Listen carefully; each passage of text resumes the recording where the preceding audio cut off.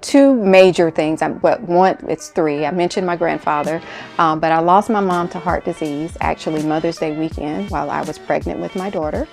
And so it was not expected. I was headed to the airport about to fly home, and they told me she wasn't doing well. And by the time I got there, she was gone due to heart disease. And I really tried to make sure my dad was okay, but really wanted to get back to my patients because I knew I was the only physician at my clinic.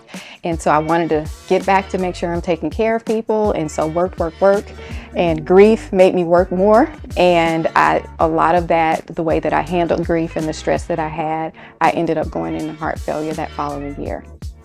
And so learning from having family members, my mom with heart disease, and then finding myself in heart failure, I just knew that I have to do something different. I wasn't a very terrible eater. I was exercising, but genetics sometimes just throws a wrench in a lot of things. And so it gave me a different perspective in the way that I talk to people and the questions that I ask.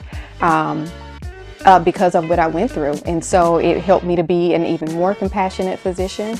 And after trying to do that in a system, I found that I could not talk to people the way that they needed to and get to root problems and find out, why is your blood pressure still high? Why is your glucose still high?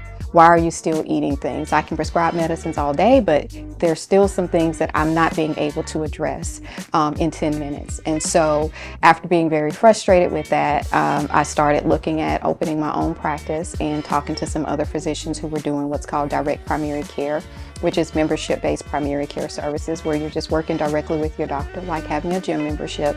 And that affords me to be able to have 30 minutes to an hour with every patient that's a member of my practice. And we get to a lot of root causes. We are able to talk about what's the lifestyle stuff that's going on. So you may come in with a headache, but we're going to talk about, why do you have a headache? Because if we can get to the root problem, then you won't have as many headaches and I don't have to give you pain medicine. And that has brought back the joy of me figuring out that I wanted to be a doctor when I was 14. I'm finally practicing what I envisioned myself, that little Crystal back then. So it has been a blessing for me to be able to practice that way. And then the patients that I take care of, they love that I can listen.